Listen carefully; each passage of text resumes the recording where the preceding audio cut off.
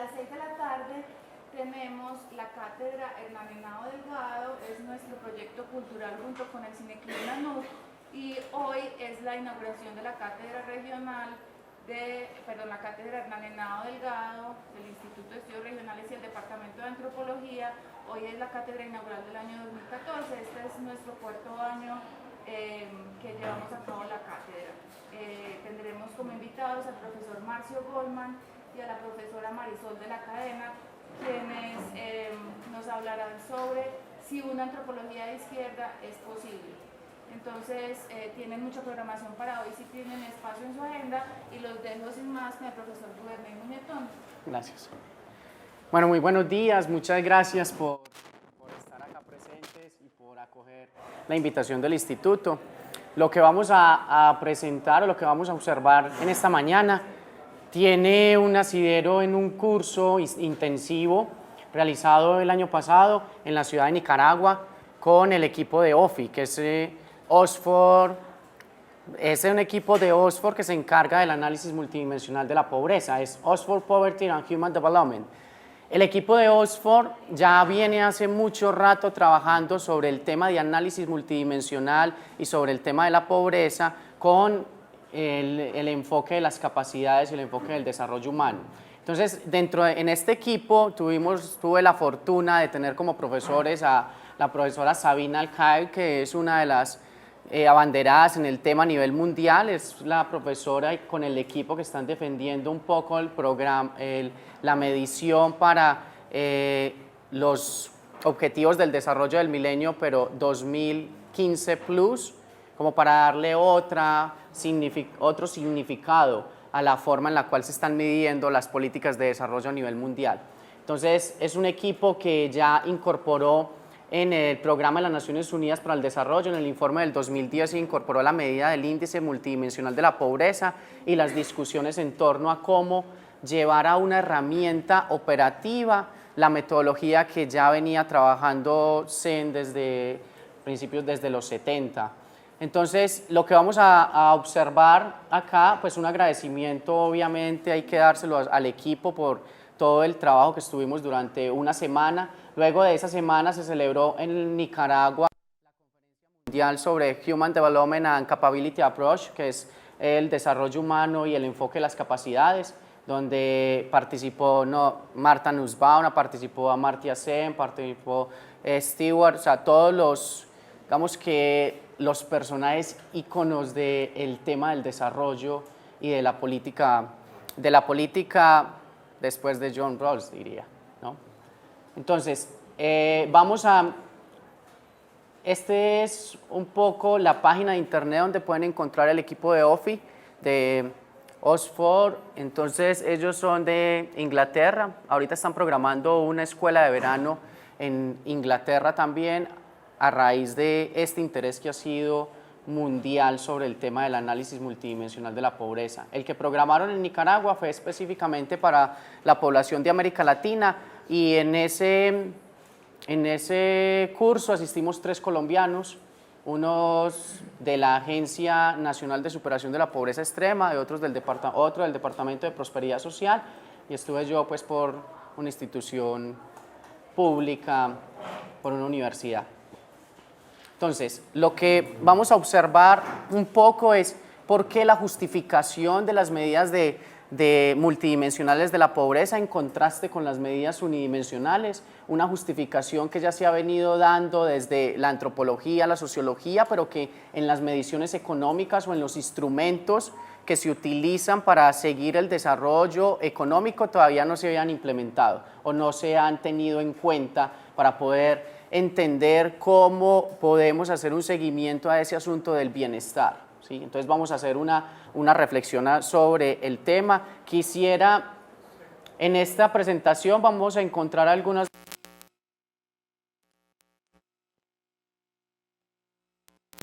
en el curso con el grupo de OFI, pero también les voy a incorporar como alguna especie de ejemplos en esos contrastes de lo que tenemos a nivel nacional con la medición que hace el Departamento de Prosperidad Social de Colombia y con lo que hace la Agencia Nacional de Superación de la Pobreza, que también es la creada para seguir las metas del plan de desarrollo del actual presidente. Entonces vamos a hacer como una especie de relación, de vínculos, de ejemplos. Y también voy a traer un contexto de Medellín a propósito de una investigación que cuando me fui a hacer este curso estaba en mitad de la investigación en Medellín con unos hogares del programa Medellín Solidaria, que nos dio la oportunidad de hacer un trabajo con con la población que es considerada pobre por la política pública de Medellín. Entonces hicimos un trabajo con estos hogares y luego cuando volví del curso pues volvimos a trabajar con ellos para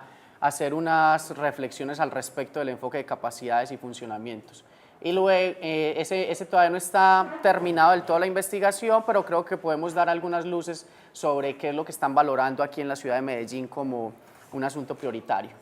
Ahora, bueno, van a encontrar algunas citas un poco largas en la parte de la teoría, porque quiero también hacer una introducción. Esto es un poco complejo, pero quiero hacer una introducción al enfoque de las capacidades de Amartya Sen, a toda esa relación, a toda esa forma de entender qué es una capacidad, qué es un funcionamiento, qué es el tema de la agencia y el tema de la libertad como los 4 pilares que sustentan la teoría de las capacidades. Y no vamos a extendernos a los diferentes autores que han trabajado el tema de las capacidades, el tema de la pobreza, porque esto ya daría como para 2 cursos que en algún momento el instituto podrá ofrecer. Bueno, vamos a ver. Bueno, pues empezar, las metodologías de medición de la pobreza tienen una gran relevancia práctica, pasan por considerar la forma de comprenderla, de analizarla y de crear políticas públicas para influenciarla. Todo este tema que vamos a observar de la multidimensionalidad es precisamente como enfocado en el asunto de qué voy a medir y cómo lo voy a medir y qué estoy entendiendo por el asunto de la pobreza. Si bien las teorizaciones empezaron en los años 70, casi con el enfoque de las necesidades básicas en América Latina y luego con Amartya Sen reformulando el enfoque de las capacidades, el asunto de la medición siempre estaba a flote.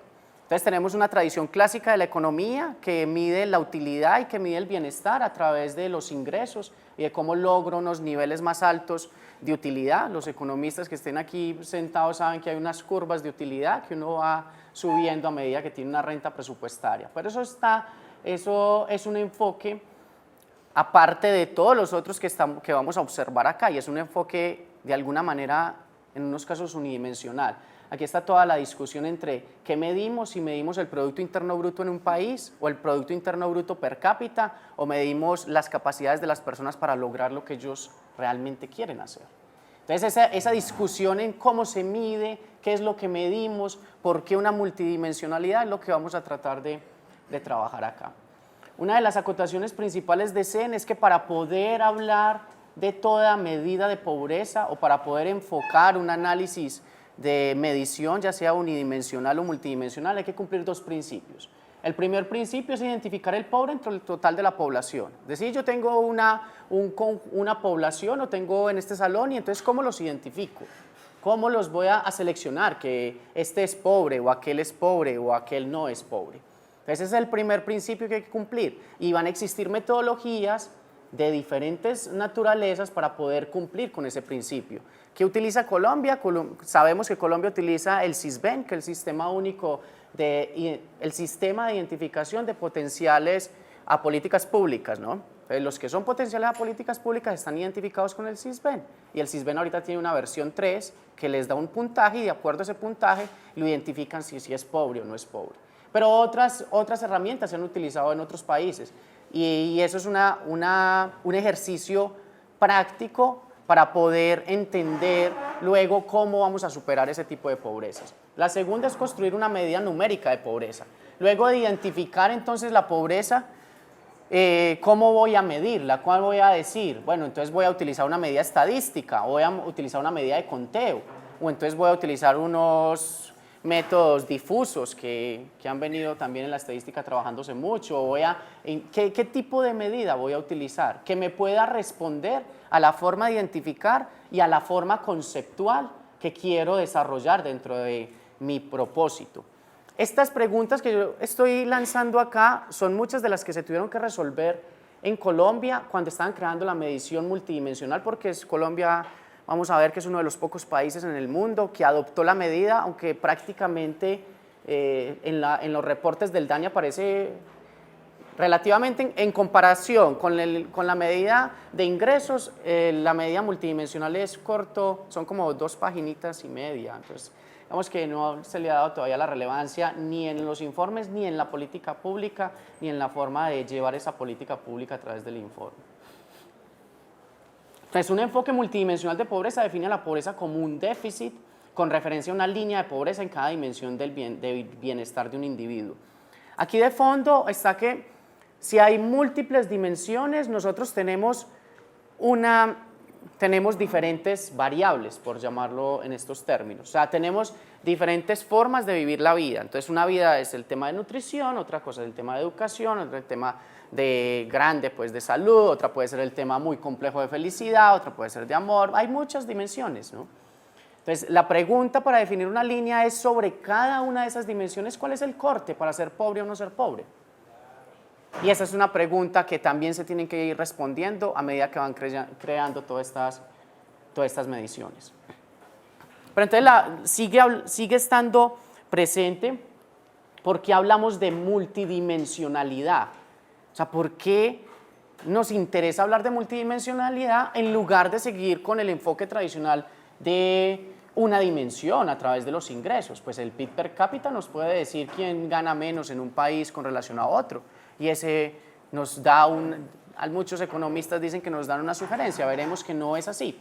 Pero entonces, ¿por qué? Entonces, desde el punto de vista técnico tenemos 2 razones importantes. Uno, tenemos una cantidad de datos disponibles.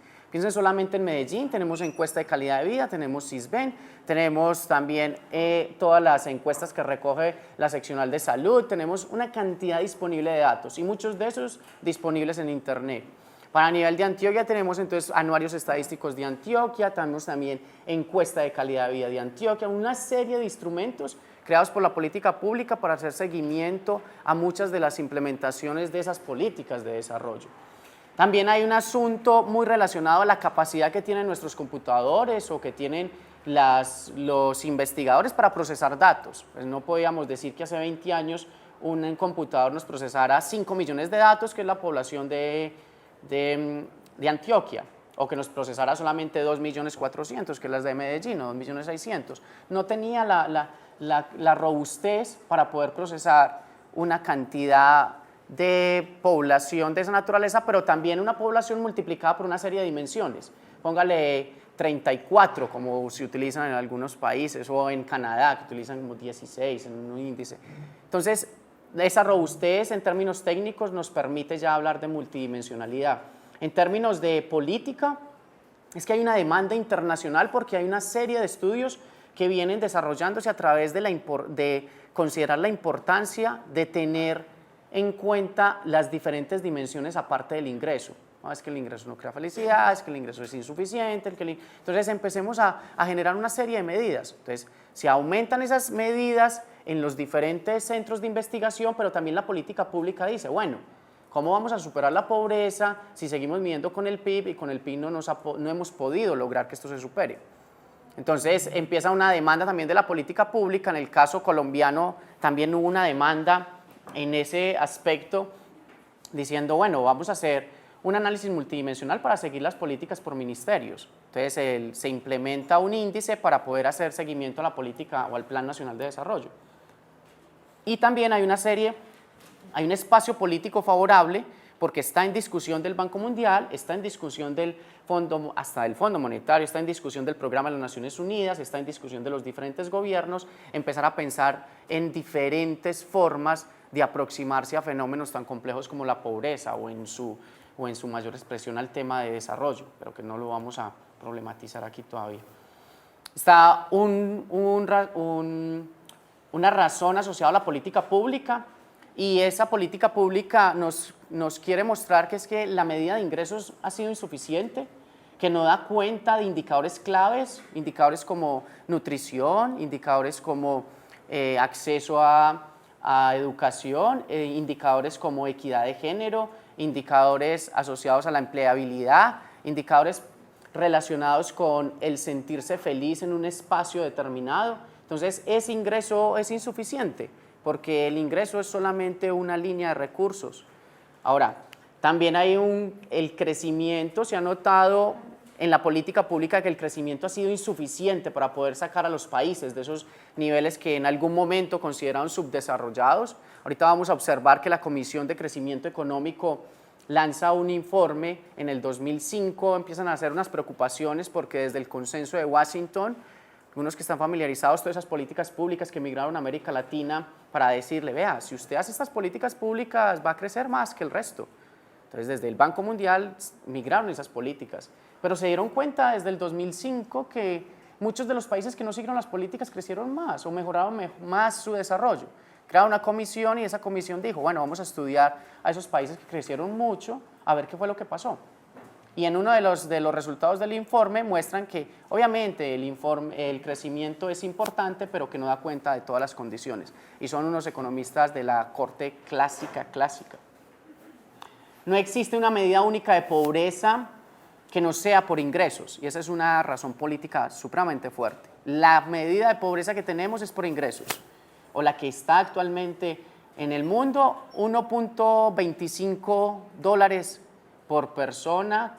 Eso es con lo que viven los pobres, digamos que es la clasificación de los pobres a nivel mundial, 1.25, lo que hace el Banco Mundial. Y dice, esos son los pobres, y esa es la medida, unas medidas de conteo, pero esa es la medida internacional. Entonces dice, no tenemos una medida multidimensional aparte de esta medida de los ingresos. Entonces, también es una razón de política pública. Y hay una también muy importante, que es que las medidas, que los pobres describen su experiencia con la pobreza de manera multidimensional. Es decir, no hablan solamente del ingreso, sino que hablan también de la violencia que están teniendo en las calles, hablan de la relación, del asunto de la educación, habla del difícil acceso a la salud, como en algunos casos, como vamos a ver ahorita en el caso de Medellín, hablan del desplazamiento, en el caso colombiano. Entonces, esas voces de los pobres, con un informe que hizo también el Banco Mundial, escuchando a los pobres, y se repitió en más de 64 países del mundo. Colombia hizo también un informe, hay un libro, también un informe, escuchando a los pobres. Entonces dijeron, bueno, la multidimensionalidad es importante, ¿no? Hasta la misma gente que nosotros estamos considerando como pobres están diciendo que es que la pobreza no tiene una sola vía o no tiene una sola cara, sino que tiene múltiples caras. Entonces esas son como las razones. Una de las razones, me voy a enfocar en esas razones de política pública porque, bueno, describir aquí que un computador es Core i5 y otro Core i7 creo que no es el hecho, pero el asunto aquí de la política pública sí nos va a permitir comprender un poco más esta justificación. Entonces veamos esta diapositiva, es bien interesante, y cuando escuché a la profesora Sabina hablando de este tema, yo dije, bueno, este ya me convenció. ¿Qué es lo que dice acá? Entonces aquí tenemos un ejercicio que se hicieron por unos economistas y que se hicieron en el año 2003, donde estaban relacionando las capacidades con el ingreso, o sea, las medidas de capacidades, pobreza por capacidades con medidas de ingreso. ¿Y qué encontramos en esta tabla de resultados? Miremos, por ejemplo, a la India. Entonces empezamos en la parte donde dice omisión. Entonces, el que está subrayado de 53 nos va a decir que son 53% de los niños que están desnutridos viven en hogares que no tienen pobreza monetaria, o sea, pobreza por ingresos. Dice, wow, o sea, es que el ingreso no me está capturando el 53% de la desnutrición de algunos niños. Pero entonces, haría el ejercicio al contrario. Ahí tenemos un tema relacionado con la omisión. Estos datos son para la India. En el de abajo, entonces decimos al contrario. De la cantidad de hogares con pobreza monetaria, el 53%, eso es casualidad, pues la cifra es casualidad. El 53% de los niños tienen desnutrición. O sea, de los hogares que no tienen pobreza monetaria, el 53% tiene desnutrición. Y esos estarían por fuera de la política pública, ¿no? Entonces, Cuando hacen esta relación, no sabemos todavía porque no tenemos ejercicios para Colombia de empezar a hacer este tipo de relaciones, de observar la medida que tiene el DANE de ingresos, que una misión hace un buen rato de hacer un buen ejercicio de medición de la pobreza en términos cuantitativos, pero para compararla con los otros asuntos de las capacidades. Podemos aquí listar no solamente nutrición, sino que ahí está acceso a la educación de los niños, pero también podemos empezar a observar otra serie de dimensiones que las personas valoran. En caso, por ejemplo, esto sería muy interesante, yo no le he propuesto a la directora del INER, pero voy a hacer un asunto de trabajo de análisis multidimensional de este tema, las capacidades de la pobreza con población guayú, o eso puede ser interesante con población indígena, porque saldrían también de las típicas dimensiones de considerarse pobre. Bueno, hay otro ejemplo muy claro de relacionar el asunto sobre si el crecimiento me captura o las medidas de ingreso me capturan todo este tema relacionado con las capacidades. Entonces, en Europa, mientras el 20% de la población es persistentemente pobre por ingresos y 20% sufre persistentemente carencias materiales, solo un 10% de la población son persistentemente pobres por ingresos y sufren privaciones materiales, o sea, al tiempo, solo el 10%. ¿Sí? Entonces, tenemos un 10% que no sabemos dónde, no sabemos dónde está. Ahorita puede haber un cuadro que ellos pueden estar de un lado y de otro, pero no vamos a ahondar. Lo que quiero mostrar acá es que hay un desfase entre la medida de ingresos para capturar todo lo que puede ser relacionado con pobreza en términos de capacidades.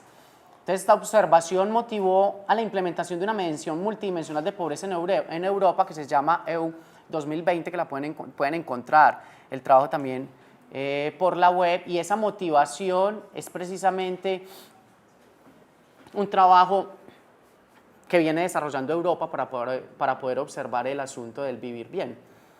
Aparte de esta, pues ahorita vamos a observar una de la comisión, de la mal llamada Comisión Sarkozy, pero que voy a referenciarlo más adelante.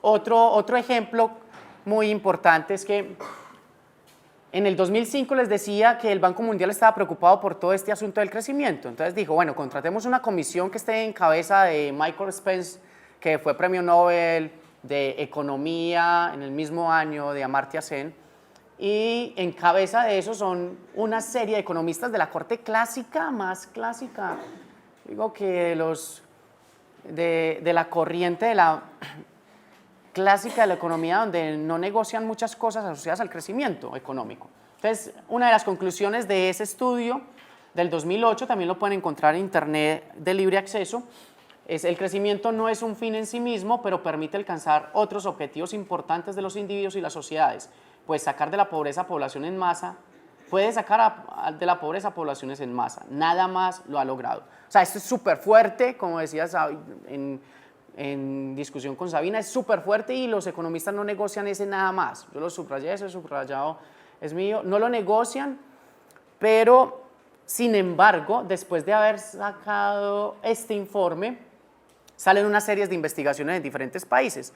Países como la India, que han tenido una tasa de crecimiento sostenida durante muchos años, pues tienen un grave problema con nutrición, un grave problema de acceso a los servicios de educación, tienen graves problemas que no captura ese crecimiento, que si se supone están creciendo a las mayores tasas que tiene la economía, deberían de estar solucionando todos estos problemas también en términos de las capacidades. Aquí salió entonces un informe que es contrarrestar, no contrarrestar, digamos que es la otra cara, y es el informe que pagó el gobierno de Francia con la presidencia del presidente Sarkozy. Digo, bueno, no es que el Producto Interno Bruto no me está midiendo el progreso de una sociedad, o no me está dejando de lado muchas cosas. Entonces, para ese informe estuvo Fitoussi a cargo del informe, pero bueno, no, este es otro diferente de la correlación, pero el que les estaba mencionando, cuando estuvo a cargo como consejeros, también estuvo Amartya Sen y Joseph Stiglitz, y observaron obviamente que había otra forma de medir el progreso de las sociedades a través de la calidad de vida, pero que es una calidad de vida que van a problematizar a raíz del enfoque de las capacidades. En este, que sí es un informe que desarrolla Burgington y otra serie de economistas que también, no, ninguno de ellos obviamente de la izquierda, pero sí observan un asunto que deja pensando a mucha gente. Tenemos los objetivos del desarrollo de milenio, que es la política pública internacional para dirigir qué es lo que está pasando con el desarrollo. Pero ellos encuentran que la correlación, o sea, esa relación entre las variables de los objetivos del desarrollo del milenio y el crecimiento per cápita o en términos de pobreza, no tienen una correlación. O sea, la correlación es casi cero. Dice, bueno, si la correlación es casi cero, el crecimiento no me está explicando las políticas asociadas a la pobreza, o el crecimiento no me está explicando el tema del desarrollo. Y si tengo una medida de crecimiento para decirle, con el crecimiento alcanzamos los objetivos del milenio, pues no es así. Eso fue un súper duro también, pues un documento o un informe muy fuerte. Y esta es una de las imágenes del informe mostrando la correlación.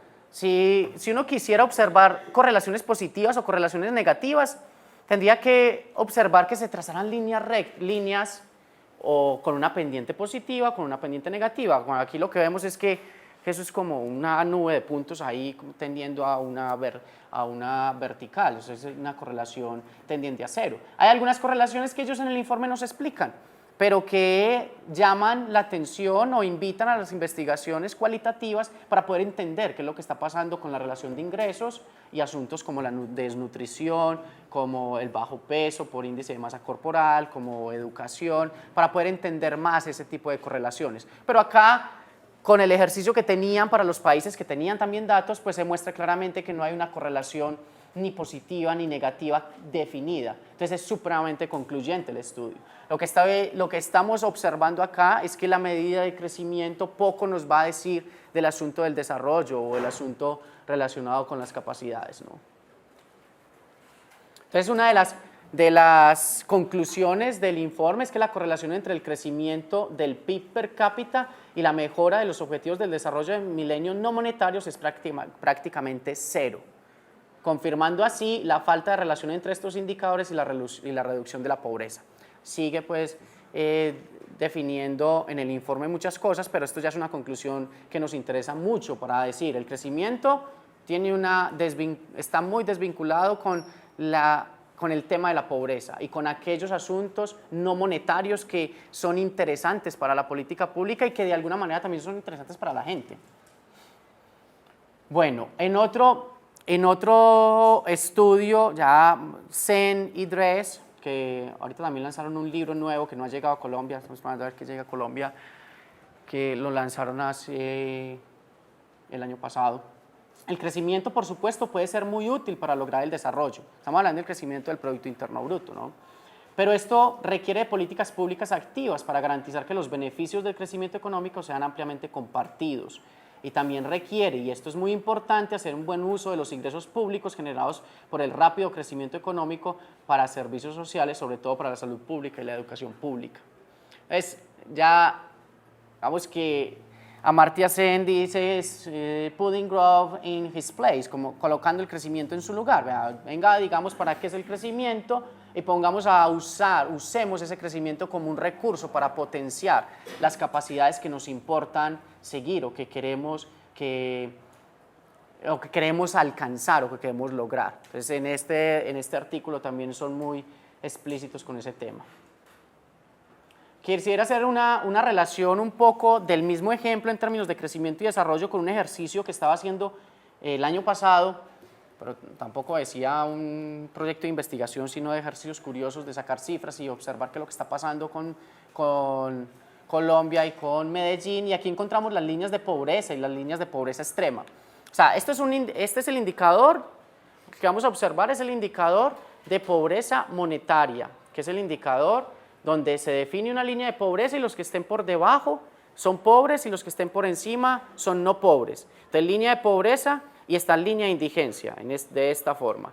¿Sí? Los indigentes son los extremadamente pobres, o indigentes en algunos casos lo llaman, o los pobres y de ahí de los que ganan cierta cantidad de dinero. No me pregunten qué hacen con el dinero, pueden hacer muchas cosas, pero que ganan cierta cantidad de dinero.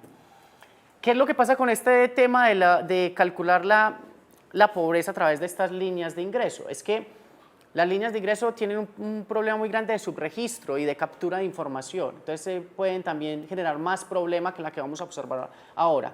En este caso del ejemplo para la ciudad de Medellín, tenemos que las líneas de pobreza está ubicada en términos de persona, ¿sí? Por los que a nivel nacional por 2.200 pesos, 2.202.83, ¿no? Está a nivel nacional, líneas de pobreza. ¿Sí? Está en las 13 áreas metropolitanas, las líneas para el 2012 está a 2.222.971 pesos. Así, 222.000. O sea, leyendo 222.000 y en el otro 202.000. Otras leyendo ayer estaba leyendo mucho en dólares. Ahora, entonces, tenemos Barranquilla, Bogotá, Bucaramanga, son las 3 áreas metropolitanas, esas son las líneas. O sea, las personas que ganen menos de ahí van a ser pobres. Entonces, me preguntaba yo, bueno, saquemos las estadísticas, ¿quiénes son pobres o cuánta pobreza tenemos? Para el nivel de pobreza, entonces tenemos que el 17.7% de la población de Medellín estaba en la línea de pobreza por ingresos. 17.7%, línea de pobreza. Pero en la línea de pobreza extrema teníamos el 3.5%. No me voy a detallar a explicar la relación con los otros departamentos porque sería otro ejercicio diferente. Aquí solamente voy a tratar de hacer un ejercicio de por qué no captura todo. ¿Qué es lo que pasa? Que nosotros tenemos en Colombia un instrumento para medir o para focalizar el pobre o la persona que es pobre o que puede ser sujeto de políticas públicas. Esos son los que están registrados en el SISBEN. Ahora, entonces cogimos la base de datos del SISBEN y digamos, bueno, ¿ustedes cómo clasifican? Podemos tener una medida multidimensional para focalizar las políticas públicas, pero también para medir el impacto o para medir cuántos son pobres. En este caso, el SISBEN es una medida para focalizar políticas públicas, pero tiene que hacer medición de pobreza.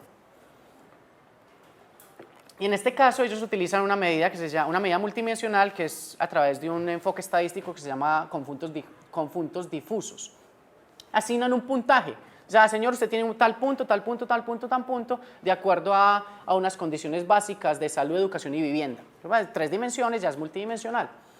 Entonces, cuando observe, y ellos dicen en el documento del SISBEN, en el COMPES Social 117, que sugirieron una metodología de las capacidades de Amartya Sen a raíz de un paper de la profesora Sabina Alcaer y de cómo elegir dimensiones. Entonces yo digo, bueno, vamos por la misma, está bien, la política pública van por la misma vía. Pero cuando hice el ejercicio cuantitativo, entonces yo dije, bueno, ¿cuáles son los programas a nivel nacional que trabajan para la superación de la pobreza? Básicamente tenemos 2. El programa de Familias en Acción, que son transferencias condicionadas, pero que es entregarle dinero a una familia, a una persona responsable de hogar para que sus niños asistan a educación y los controles de salud. Transferencias condicionadas, que está muy difuminado en América Latina, inició en México. Bueno, vamos a hacer la historia acá de las transferencias condicionadas, pero hay un artículo publicado sobre el tema también del año pasado con un equipo de investigación del instituto también. Y entonces, transferencias condicionadas, pero el otro también es la ANSPE, la Agencia Nacional para la Superación de Pobreza Extrema en Colombia. Todos dos dicen, ¿son pobres o nosotros focalizamos la política pública en las personas que tienen para pobreza extrema 23.4 puntos? Eso que aquí es más bajito para las zonas rurales, pero 23.4 puntos. Y son pobres, entonces nosotros dijimos, bueno, los de Familias en Acción, no, también son pobres extremos. Entonces son pobres extremos tanto los de Familias en Acción como los que focalizan la ANSPE. Nosotros queríamos buscar una línea para comparar esa relación del crecimiento, a ver si me daban el mismo porcentaje. Entonces dijimos, bueno, es susceptible de entrar a servicios de salud subsidiados si tiene un puntaje de 47.99. El resto, si tiene más puntaje, no entra. Entonces dije, bueno, es válido a través de todos los COMPES considerar que la población bajo ese puntaje es pobre. No pobre extremo, pero al menos pobre. Ahí caben todos los que están hacia abajo. Pero ¿qué nos da eso en el ejercicio de Medellín? Eso nos da que bajo ese puntaje tenemos al 32.39% de los hogares de Medellín. O sea que estamos hablando de una medida multidimensional básica, pueden haber muchas críticas, pero es un ejercicio que hay que refinar, tendríamos el 32.39. Y en pobreza extrema, cogiendo ese corte de 23.4, pues tenía 0.4 al 5.24, diferente al 3.5.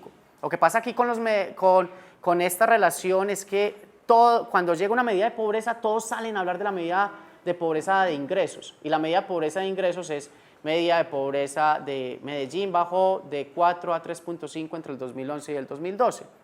Y se quedan con esa de ingresos y no se ahonda más en qué es lo que le está pasando a la gente. Entonces aquí era el llamado, queríamos hacer un llamado de atención para decirle a la política pública, venga, no, diga que es que si cogemos la herramienta que utiliza a nivel nacional, si cogemos los cortes de los programas del nivel nacional y si cogemos la base de datos de los supuestamente pobres, que es el CISBEN, pues nos está dando una cifra mucho más alta de pobres, en términos de 3 dimensiones solamente, no, sin decir cuáles son los que valoran las personas. Un ejercicio donde uno puede decir a nivel local, pues esto es una adaptación, esto no lo vimos en el curso, pero quería mostrar también una forma de expresar esa misma relación entre crecimiento y capacidades o formas de entender este tema de la pobreza multidimensional que no está capturado por el asunto de los ingresos. Entonces, aquí sale en el enfoque, vamos ahorita a observar después de darnos cuenta que, creo que nos hemos dado cuenta que hay una diferencia entre el enfoque de las capacidades, la forma del ingreso del crecimiento económico para capturar algunas de las privaciones que tiene la gente y cómo podemos mejorar eso. Entonces, la pregunta es ¿hacia dónde? Y aquí la idea es introducir un poco el enfoque de las capacidades, que es desde donde se pegan muchas de las medidas multidimensionales, o al menos la medida que estudiamos con el equipo de OFI para realizar el índice de pobreza multidimensional. Entonces, en esta comisión, como definen el enfoque, ya entramos pues a una parte más teórica aquí, vamos un poquito más de concentración será. Entonces, el enfoque de las capacidades en este informe lo definen como, o sea, realmente en muchos informes realzan la importancia de tener el enfoque de las capacidades como una apuesta teórica para medir el desarrollo y para poder avanzar en el tema de las políticas públicas. Entonces, aquí lo importante para la comisión que estuvo en ese estudio de medir el progreso de Francia, dice, bueno, lo importante son las capacidades de las personas. Aunque estuvieron muchos investigadores en este informe con el tema de pobreza subjetiva o de bienestar subjetivo y el tema de felicidad, pues optaron por acogerse al enfoque de las capacidades. Y el enfoque de las capacidades dentro de la discusión de la libertad. Entonces, la selección de funcionamiento y capacidades para cualquier medida de la calidad de vida es un juicio de valor y un ejercicio técnico. Lo que ellos decían es que el enfoque acá parte también por ir a consultar a la población y por hacer un asunto de escrutinio público y observar cuáles son esos funcionamientos y esas capacidades, que ahorita vamos a decir cómo se definen. En el reporte del desarrollo humano del 2010 ya viene incorporado el enfoque de las capacidades. Recordemos que se lanza en el 90, se lanzan los informes de desarrollo humano, y el concepto de desarrollo humano viene desde la misma teoría de las capacidades. O sea, la teoría de las capacidades fundamenta toda la discusión del desarrollo humano. Y en este caso, entonces, el desarrollo humano es una expansión de libertades de la persona para vivir vidas largas, saludables y creativas, para llevar a cabo otros objetivos que tienen razón para valorar y para involucrarse activamente en formar un desarrollo equitativo y sostenible en un planeta que todos compartimos. Las personas como individuos o en un grupo son tanto beneficiarias como líderes del desarrollo humano. Aquí está todos los conceptos de funcionamientos, capacidades, agencia, libertad, que retoma en este reporte del 2010, que es donde cumplen años, como que reafirma la postura teórica del asunto de las capacidades.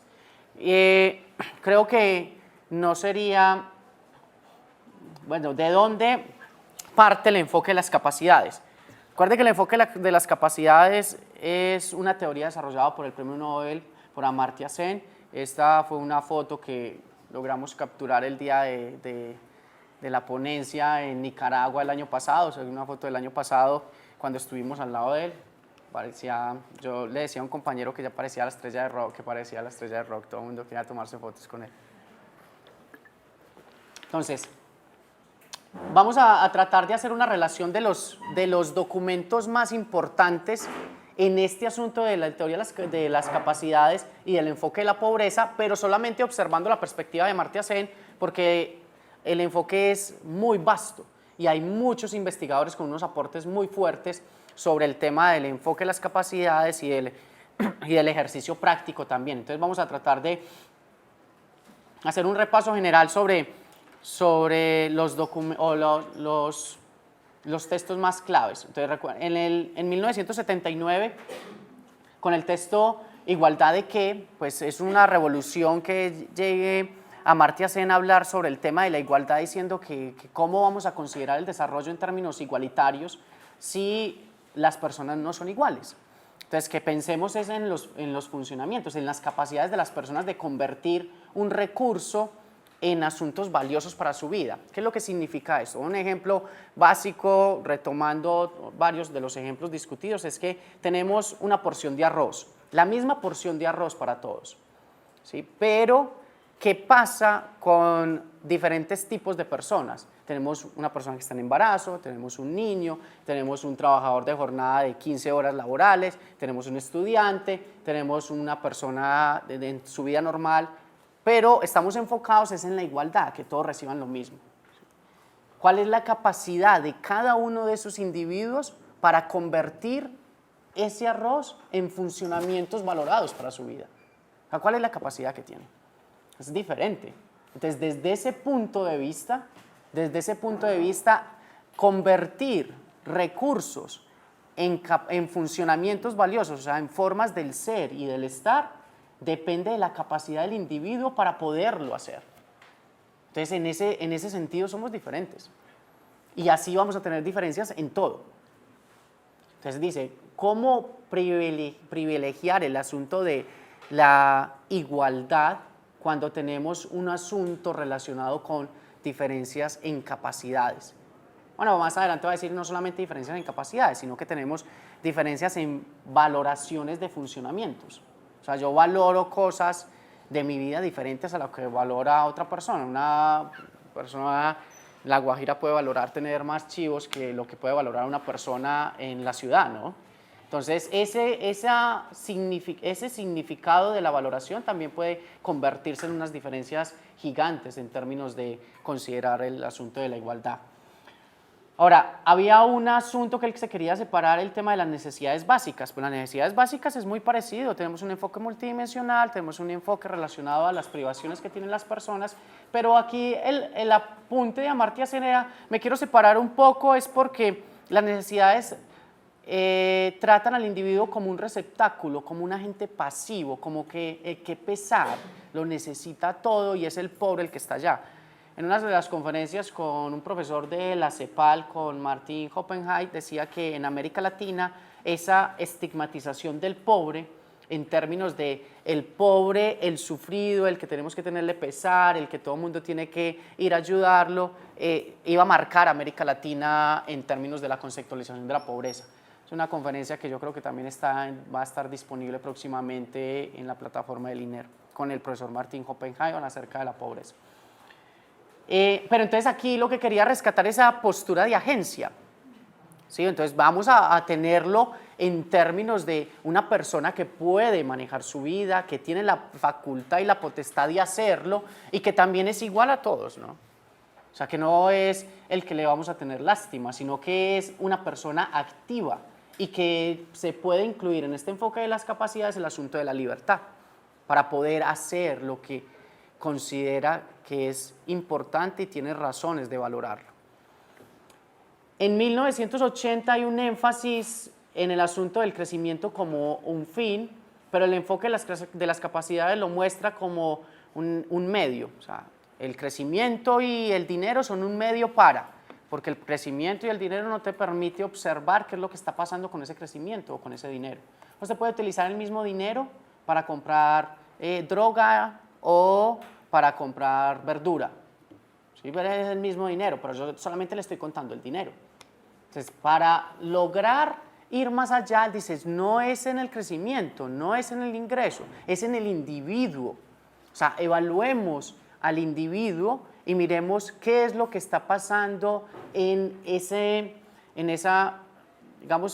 marco del sujeto como tal, no en el marco de los medios que utiliza el sujeto para sus fines. ¿Sí? Entonces aquí el fin es el individuo y las formas como él coge los recursos y los convierte en bienestar, y no es los recursos disponibles para poderlo. En algunos casos pues los recursos van a ser importantes. Los textos claves para entender este asunto de las capacidades y el relacionamiento también con la pobreza está un texto de 1984, Commodities and Capabilities, que se puede encontrar en internet, creo, libre, el texto de Inequality Reexamined. Estos dos son en clave muy económica, entonces podemos encontrar funciones, como les gusta a los economistas y a los econometristas, funciones para poder entender el asunto de las capacidades. O sea, yo creo que en el 1992 hace un compendio de lo que ha pasado en la teoría de Amartya Sen hasta esa fecha y lo trata de mostrar en clave económica para que los colegas entiendan que hay una formalización también del pensamiento teórico. En 1997 sale On Economic Inequality, que lo publica con Jane Foster, que es uno de los artífices también de la medida con Sabine Alcar, el método de Alcar-Foster, que es el que sale al relucir como medida multidimensional, pero lo publica con él, y en uno de los apartados del 97 encuentran la relación entre el método de las capacidades, en los últimos, y la pobreza, y cómo plantear también esa medición. Desarrollo como libertad, que en 1999 aparece el libro, que es muy para la política, muy para el común de las personas, es un libro totalmente asequible para poder leer y entender qué es lo que se está entendiendo como enfoque de capacidades, enfoque de pobreza, enfoque, privaciones, de qué estamos hablando, y hace un primer capítulo del tema de crecimiento y desarrollo que veníamos conversando, unos capítulos subsiguientes del tema de pobreza, luego el tema de agencia, luego, hay un trabajo bien interesante para leer en las facultades, para discutir, aparte pues también de los otros.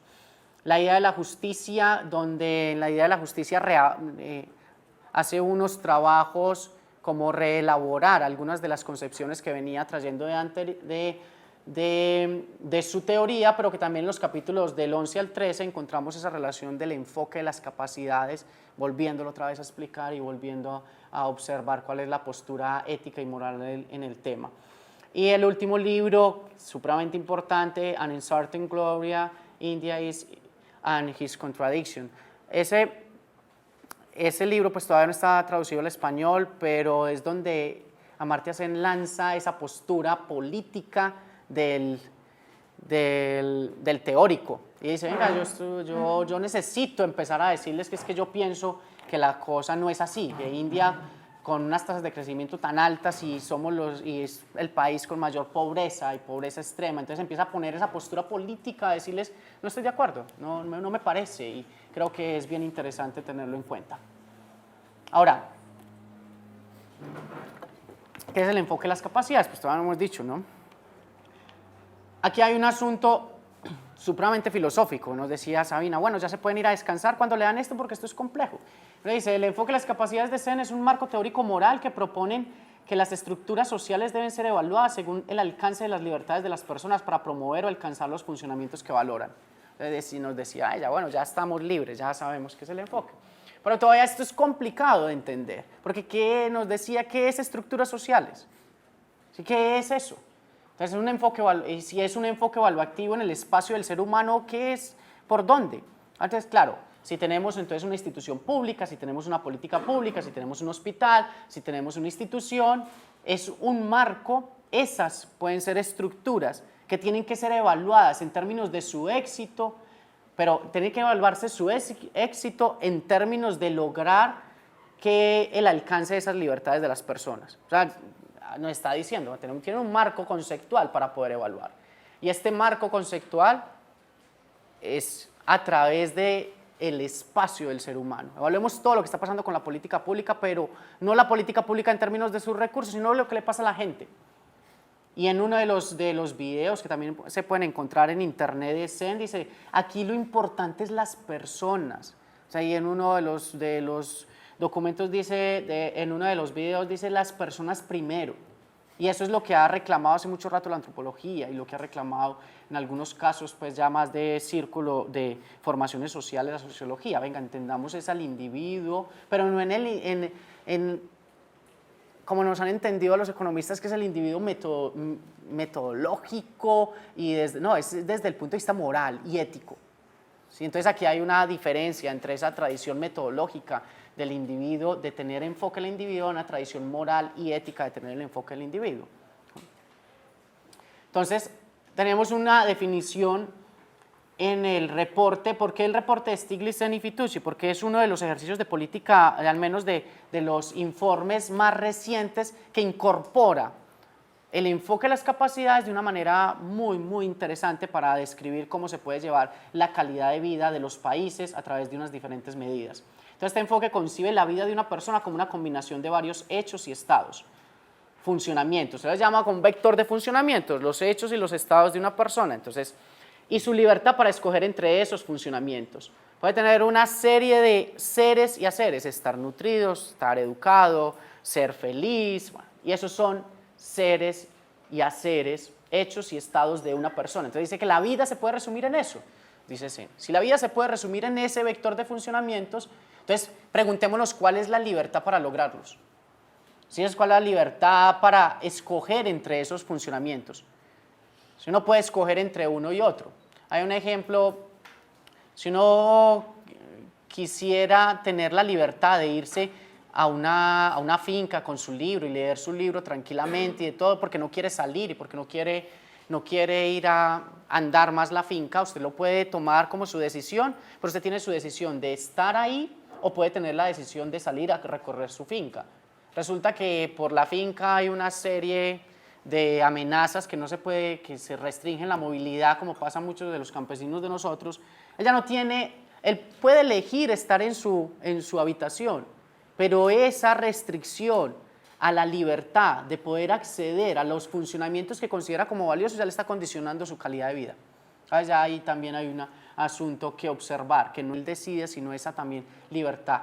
Y bueno, habrá mucho que decir de eso. Entonces vamos a observar como unos 5 aspectos.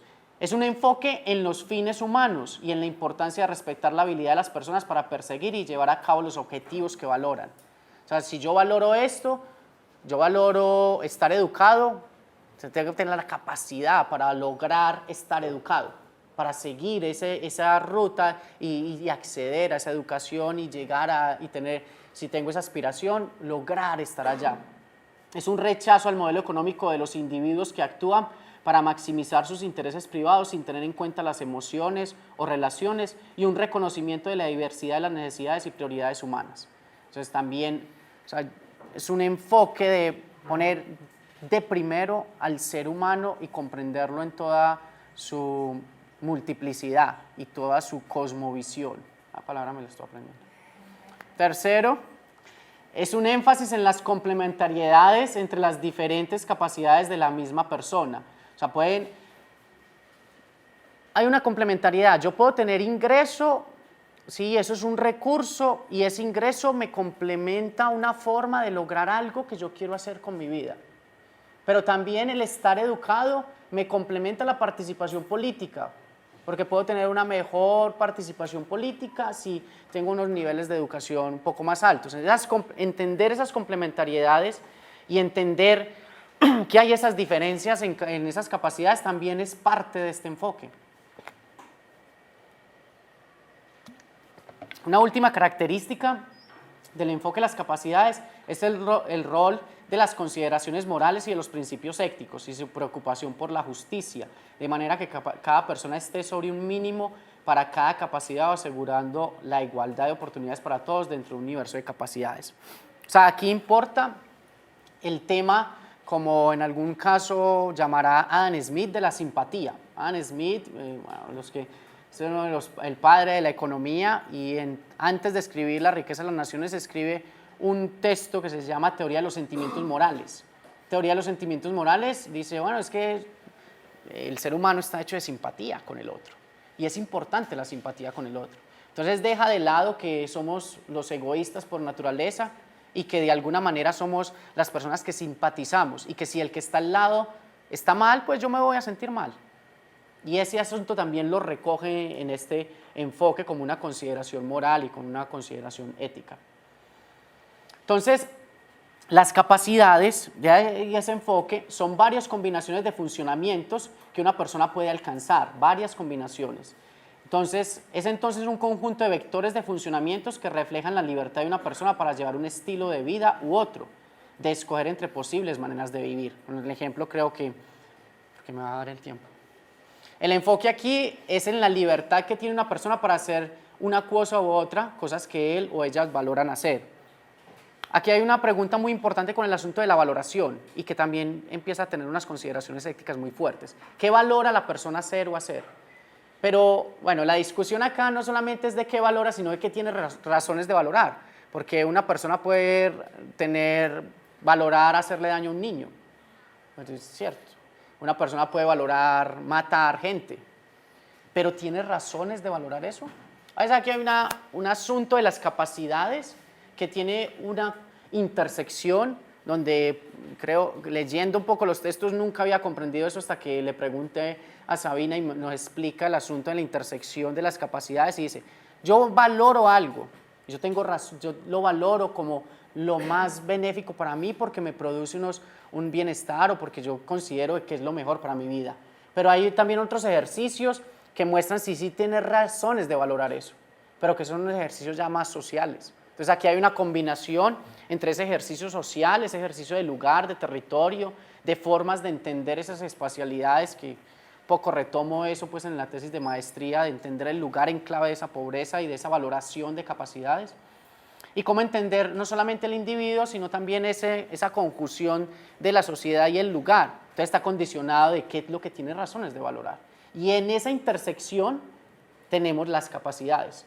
Yo creo que ahí hay ya al menos a mí me clarificó muchas de las cosas en términos de esas dudas. Todas las formulaciones de las capacidades tienen dos partes, libertad y hechos y estados de valor, funcionamientos. La contribución más grande de CENESA es unir estas dos cosas. Y aquí hay que hacer una precisión en términos de la libertad. No es una libertad negativa, no es una libertad en términos de las normas que se escriben para darle más libertad al individuo, porque esas estamos llenos. Pues la Declaración de los Derechos Humanos, la Carta Constitucional, y todo un poco de libertades. Sino que están hablando de las libertades reales y las libertades reales en términos prácticos. ¿Sí? Y eso ya marca una diferencia en la otra concepción de la libertad desde el derecho. Los funcionamientos, pero entonces, ¿qué son los funcionamientos? Las capacidades, el vector, son las diferentes cosas que una persona puede valorar y que tiene razones de valorar, hacer o hacer. Y ¿por qué es importante este asunto? Porque es intuitivo, usted sabe y va a una comunidad y empieza a hablar con las personas y dice, no, yo quiero que mi hijo estudie más, a mí me gustaría, la aspiración mía es mejorar el asunto de la casa, como pasan algunas cosas que vamos a ver ahorita para Medellín, pero que es intuitivo observar qué es lo que valora la gente, pero que también tiene un asunto intrínseco para las personas. Por ejemplo, el asunto de la educación tiene un valor instrumental, pero también tiene un valor intrínseco per se, que usted con la educación puede sentarse a leer algo y olvidarse del estrés. Eso no es un valor intrínseco, ¿no? Pero el valor instrumental es que utiliza la educación para ingresar al mercado de trabajo. Pero aquí los funcionamientos entonces cumplen con esas dos formas. Evita las preferencias adaptativas. Esto es una jerga de los economistas en términos de observar que se adapta el individuo a sus condiciones del entorno y por tanto se siente feliz. ¿Cómo así? Claro, si usted le pregunta a una persona, ¿usted cómo es? No, yo estoy muy bien, súper bien, estoy feliz y todo, y va a observar, no tiene conexión alcantarillado, no, está desnutrido, los hijos no asisten a la escuela, tiene una serie de privaciones reales que no se logran observar sola a través de la expresión verbal, sino que usted lo siente porque va a evaluar es al ser humano como tal y a lo que está pasando. Si está desnutrido, entonces hay un problema, ¿no? Si hay inasistencia escolar, también de alguna manera entre su valor intrínseco y instrumental también puede haber algún tipo de problema que empezar a trabajar. Entonces, Eduardo, en uno de los informes que hablan sobre América Latina, calidad de vida más allá de los hechos, observan esas dos cosas. Entonces, calidad de vida más allá de los hechos dice, pueden haber percepciones subjetivas que no tienen en cuenta los asuntos objetivos, entonces puede estar desconectado de los servicios públicos, puede tener inasistencia escolar, puede tener, pero sin embargo la gente se siente feliz. Parece que hay una disonancia en ese asunto. Aquí lo que están buscando es, claro, como evita esas preferencias, el enfoque de las capacidades evita esas preferencias adaptativas porque da un salto más allá y para poder evaluar ese tema del ser humano y no solamente lo adaptativo. Y y que los hechos y los estados componen el universo, lo que les decía ahora, que el ser o el hacer es lo que compone la vida de los seres humanos. Eso puede resumirse entre lo que es y lo que hace, y los estados, ¿no? Bueno, otro de los conceptos importantes es el asunto de la libertad, que ya lo veníamos mencionando, la oportunidad real que tenemos para alcanzar lo que valoramos. O sea, esa es la libertad específica. Otra vez con el ejemplo, si la persona está en su cuarto, o si un grupo al margen de la ley no lo deja transitar, pues no puede elegir entre estar en el cuarto, aunque haya elegido previamente estarlo. Pues no puede elegir entre las dos cosas, no tiene la libertad para hacerlo. Y aquí lo que dice es que son la libertad real, que él lo pueda hacer, que pueda hacer uso de eso, que no solamente esté escrito, sino que lo pueda llevar a materialidades y que se refleje en el ser humano. La libertad en términos de la buena vida es parcialmente una vida de opciones genuinas y no en la cual la persona se ve forzada a tener una vida particular sin importar qué tan rica sea en otros aspectos. O sea, aquí hay un asunto en términos de la libertad que va a conectar con la agencia, es que la libertad en términos reales para poder lograr lo que la persona valora y tiene razones de valorar y que pueda surgir o ir transitando ese camino. Es autodirección auténtica, la habilidad para darle forma a su propio destino, tanto como individuo y como miembro de una comunidad. Eso ya se está metiendo ya en el asunto del tema de la agencia, ¿no? Que es el otro elemento. La libertad entonces tiene dos elementos, uno que es el elemento del proceso y otro que es el elemento de la oportunidad. El elemento del proceso es la habilidad para actuar por lo que le importa, o sea, es un asunto de agencia.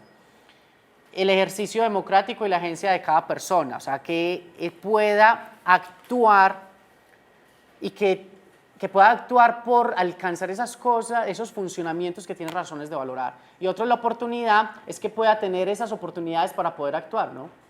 Entonces son dos que si en términos teóricos los pudiéramos descomponer, estaría en términos de proceso y en términos de oportunidad los elementos de Amartya Sen. Lo otro de la agencia, también voy a ir un poco más rápido, es lo que una persona tiene la libertad de hacer y alcanzar en la búsqueda de cualquier objetivo o valores. La traducción aquí fue grave. Entonces, aquí hay un asunto en términos de poder buscar y poder ser el sujeto o el agente de sus propios valores, de sus funcionamientos. Es decir, que yo pueda como sujeto tener todas esas libertades de alcanzar esos funcionamientos, desde la capacidad para lograrlo. Entonces, la agencia por eso está inmerso dentro del enfoque de las capacidades. Alguien que actúa y genera cambio y cuyos logros pueden ser juzgados en términos de sus propios valores y objetivos, aún si los evaluamos bajo criterios externos. Esa persona que genera cambio es como salir un poco de la persona pasiva y de tener esa persona activa de su propio desarrollo, de su propio cambio, pero que también esa persona activa lo quiera llevar y lo quiera gestionar. La agencia es la habilidad de una persona para actuar por lo que valora y tiene razones para valorar. Vamos a pasar porque ya vamos a quedar. Después de esos temas conceptuales, que yo digo que eso es por ahí un curso entero, que es muy denso. Vamos a decir entonces, otra vez retomamos el tema de la multidimensionalidad. Y la propuesta de la multidimensionalidad que hace el equipo Oxford a través del concepto y el enfoque de las capacidades tiene un algoritmo. por decirlo de esta manera, o sea, unos pasos para poder llevar ese enfoque a una instrumentalización y para poder medirlo y para poder empezar a dar lineamientos de política pública. Entonces, lo primero que había que hacer es definir el propósito de la medida. Esto es, allá en el curso hicimos un ejercicio, tocó hacerlo como para Perú y para Colombia, de hacer una medida multidimensional para esos países. Y para hacer esa medida multidimensional teníamos que agotar este ejercicio. El ejercicio primero, ¿cuál es el propósito de la medida? El propósito de la medida es focalizar la pobreza, el propósito de la medida es observar las equidades de género, el propósito de la medida es dar un porcentaje de pobreza, o sea, medir la pobreza. ¿Cuál es el propósito que queremos con la medida multidimensional? Otra es definir la unidad de análisis. Nosotros queremos hacer esta medida a nivel de individuo, a nivel de hogar. ¿Qué queremos hacerlo? Para Colombia la medida fue adoptada a través de hogares, pero en otras zonas se puede adoptar a través de los individuos y empezar a definir qué es lo que importa. El tercer aspecto es definir las dimensiones. ¿Cuáles son las dimensiones de la vida que queremos observar o medir? ¿Sí? ¿Cuáles son de esas que son importantes? Para esta definición de dimensiones, CEN y los ejercicios de análisis cualitativo son supremamente importantes porque vamos a capturar lo que la gente valora.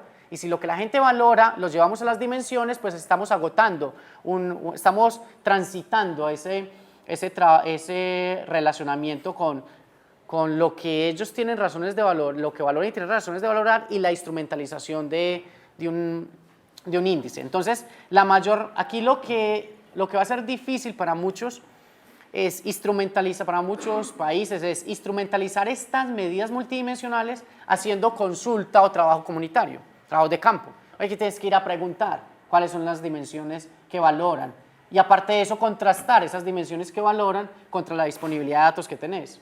Muchas de esas, hay una investigación que el equipo de OFI hace, es que hay dimensiones perdidas. A las mujeres les interesa mucho el empoderamiento y no hay datos para eso. Y quieren observar medidas multidimensionales de pobreza utilizando la dimensión del empoderamiento. Hay un ejercicio que ya lanza Sabina con otra colega del equipo, Oxford, y acerca del empoderamiento de la mujer en las áreas rurales de Bangladesh, y está disponible también en internet. Entonces, definir ahora de esas dimensiones cuáles son las variables específicas que se quieren medir, con indicadores puntuales. Definir los pesos de cada dimensión. Ahorita vamos a decir cuáles hay diferentes formas de medir los pesos, pero optan normalmente por hacer un peso lineal. Aquí estoy dando un derrotero de cómo se hace esa medida. La idea era principal hacer una introducción y un asunto de por qué es importante. No vamos a definir, no vamos a entrar a todas las consideraciones estadísticas ni econométricas de cómo se hace la medida. Yo creo que eso va a ser para otra ocasión. Definir los pesos de los indicadores perdón, en cada dimensión, escoger las líneas de pobreza. Recordemos que siempre habría que escoger una línea de pobreza en cada dimensión. Usted es pobre o este hogar es pobre si al menos uno de los niños que habitan en el hogar no asiste a la escuela. Puede ser una dentro de la dimensión de educación, ¿no? Y está hablando de las privaciones relacionadas al tema de educación. Y uno puede conectar toda la discusión teórica solo con ese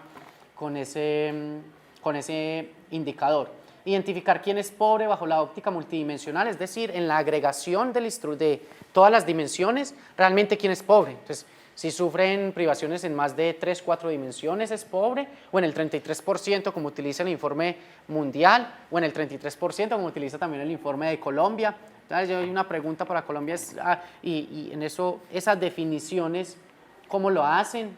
Pero hacen es un análisis econométricos o estadísticos de robustez para mirar cuál es el corte donde tiene que plantearse la medida. Definir los métodos de agregación dentro y a través de las dimensiones, o sea, cómo se van a agregar los datos de las dimensiones, y estos son los 9 pasos para construir el índice multidimensional que propone Carl Foster, que es el ejercicio. Hay muchos índices multidimensionales, sí, pero este es el que propone Carl Foster con esa metodología para evaluar la pobreza y que viene desde todas las consideraciones que traíamos anteriormente. ¿Qué dimensiones se miden en Colombia? En Colombia se miden la dimensión de educación, niñez y juventud, trabajo, salud, vivienda y servicios públicos. Hay 5 dimensiones para Colombia, 15 variables y dentro de esas 15 variables tienen sus indicadores específicos. Indicadores de ejercicio que hizo el DNP en el 2010, creo, sí, no estoy mal, cuando lanzan la medida de pobreza multidimensional y le dicen al DANE, señores DANE, ustedes tienen que seguir haciendo esta medida. Ellos la vienen haciendo con la encuesta continua de hogares, pero que la hicieron con, la encuesta, con el censo del 2005 y podemos encontrar la medición multidimensional con el censo de 2005 disponible y por cada uno de los indicadores. Y ahí hay unas cosas bien interesantes que observar. No me voy a detener porque también podemos encontrar esto. Lo que quería observar es que Colombia es uno de los países bandera en este tema. Si un hogar registra más del 47% de las variables en privación, el hogar se considera pobre extremo. Si un hogar registra más del 33% de las variables en privación, el hogar se considera pobre moderado. Si un hogar registra menos del 33% de las variables en privación, el hogar se considera no pobre. Recuerden que aquí esas relaciones entre cuál es el corte es lo que veníamos diciendo ahora. Y para eso hay que hacer unos análisis de robustez fuertes y unos trabajos econométricos también fuertes para definir esos cortes. Aquí quería traer un pantallazo sobre un ejercicio que hicieron en Colombia, que hicieron a nivel mundial sobre cuáles eran las dimensiones que valoraban y yo me traje las dimensiones que valoraban los colombianos. Entonces, en este ejercicio donde participaron 5.695 colombianos que hizo El Mundo que nosotros queremos 2015, que es en todas esas discusiones internacionales que se están haciendo para poder replantear los nuevos objetivos del milenio, pues tenemos que Colombia, 4.400 colombianos de los 5.000 dijeron que una buena educación era un asunto importante, estaba segundo la protección a los bosques y a los ríos, a los océanos, un gobierno honesto y responsable está de tercero, un mejor sistema de salud, un acceso a agua limpia y sanitización. Entonces están como en los primeros. Uno encuentra el tema de la corrupción, encuentra el tema de dificultad en educación y ese tema tan importante que está saliendo sobre los recursos públicos, los recursos naturales. Bueno,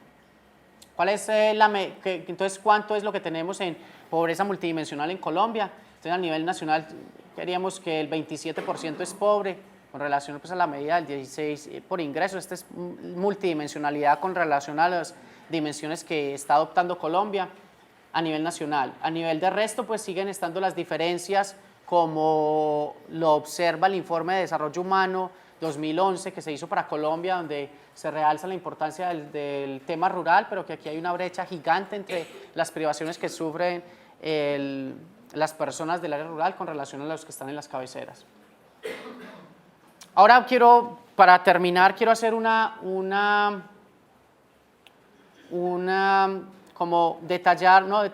quiero enfocarme y decir unas cuantas líneas acerca de lo que la gente valora en la ciudad de Medellín.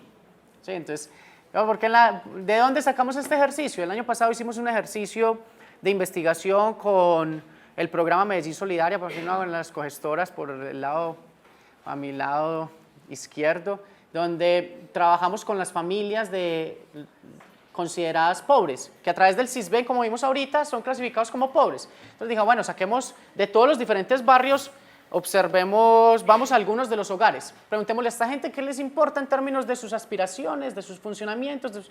Bueno, me tocó hacer como 6 meses de capacitación sobre capacidades, funcionamientos, porque trabajé como con 12 psicólogos y unos trabajadores sociales, yo era el único economista.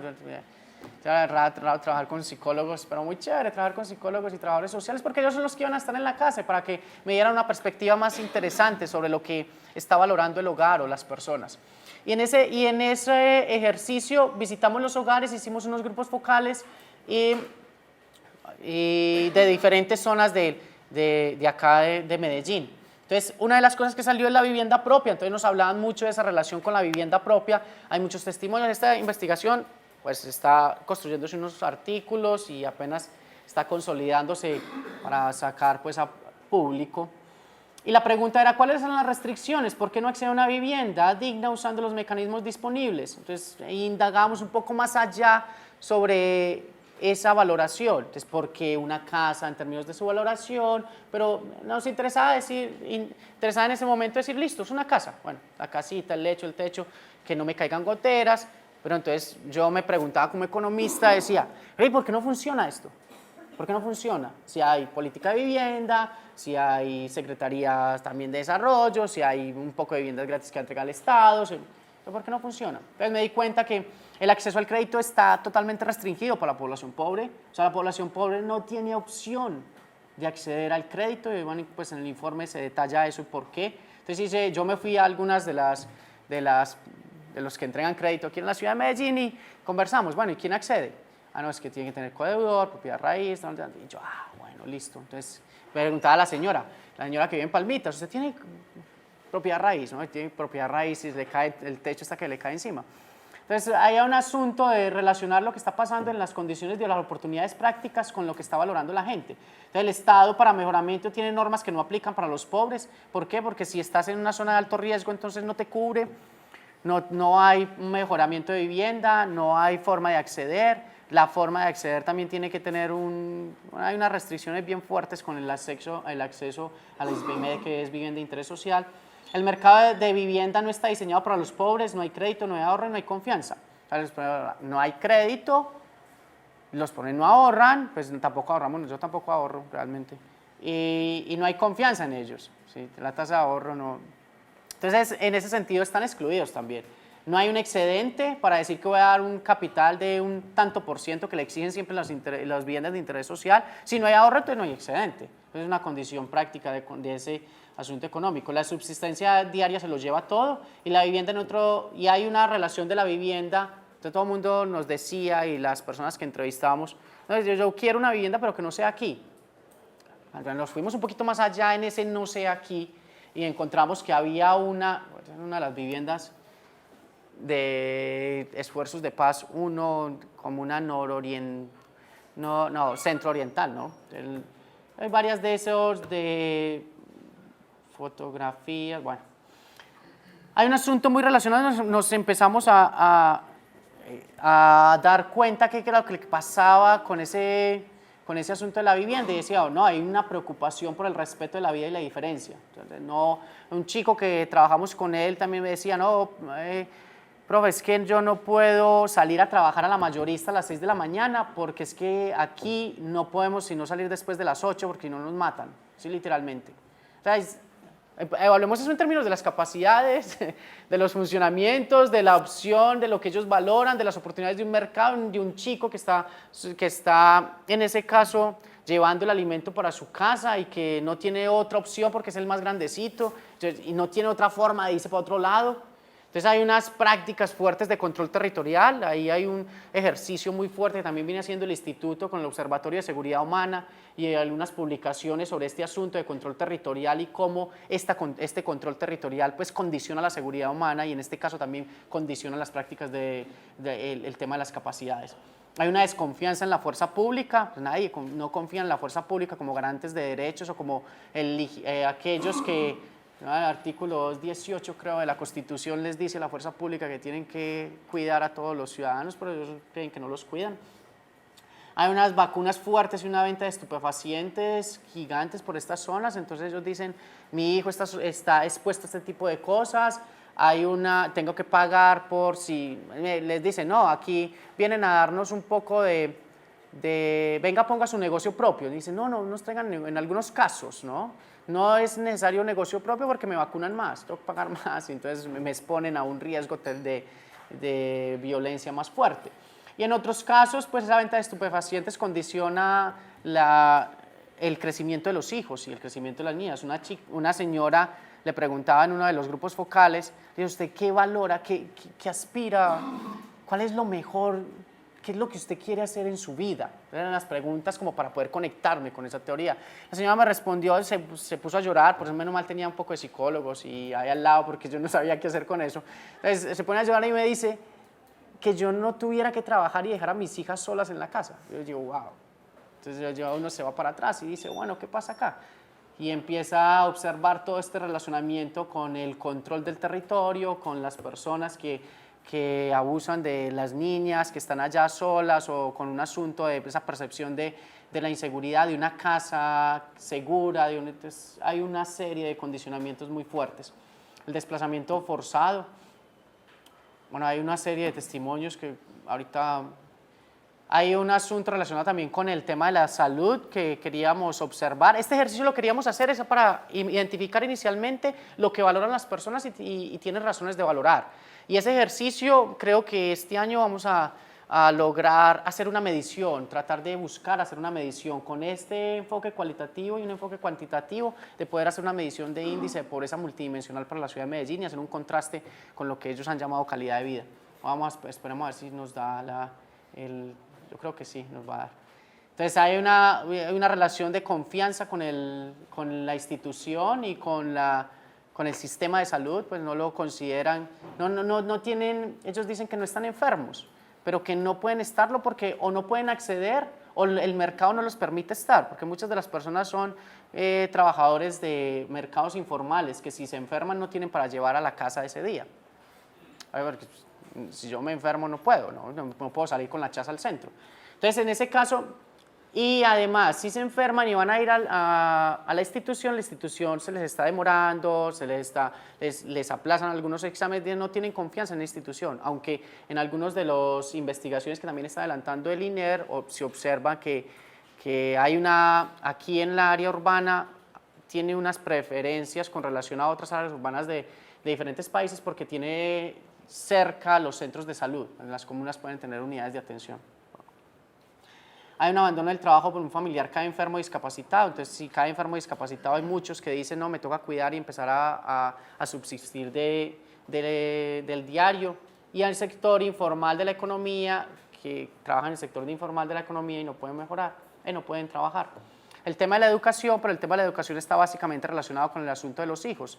Como estamos trabajando con principalmente mujeres, cabezas de hogar nos decían, no, la educación a nosotros nos interesa, pero es educación y oportunidad para nuestros hijos, que ellos puedan acceder y hacerlo rápido para luego entrar acá a traernos la comida, porque es que nosotros no podemos esperar tanto tiempo y no podemos, en algunos casos, conversando con varias personas decían ni siquiera acceder a la educación pública, porque en términos del acceso a la educación pública tenemos que darle pasajes, tenemos que darle comida y es el único chico que tenemos para que nos ayude acá. Entonces ahí hay una pregunta, es que si la educación pública, en este caso la Universidad de Antioquia, sí es para los pobres o no.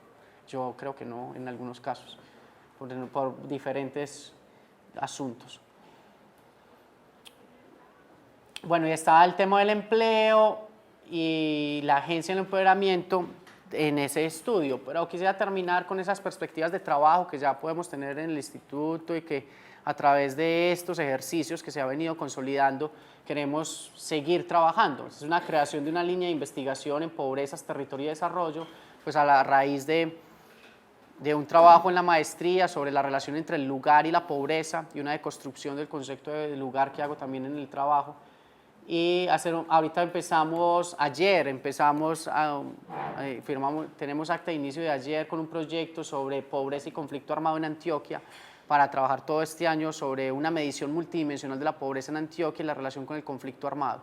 Ahí vamos a esperar tener unos asesores del equipo de Oxford para poder trabajar un poco esto también a nivel muy cuantitativo, pero también llevarlo a unas discusiones fuertes en Antioquia.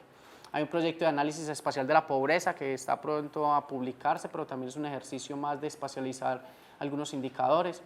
Y ahí hay una profundización, vamos a profundizar en el estudio de Medellín para comprender los funcionamientos que valoran y tienen razones para valorar, usando instrumentos actuales de medición y recolección de información.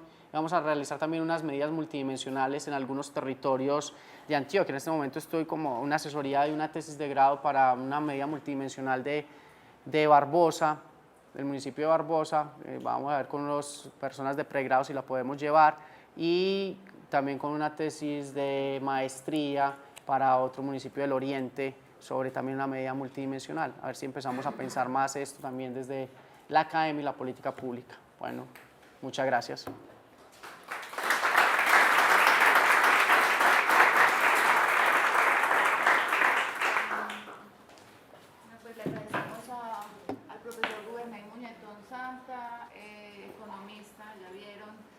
Especialista en estadística, ya vieron, y magíster en estudios socioespaciales. Combinación rara. Sí.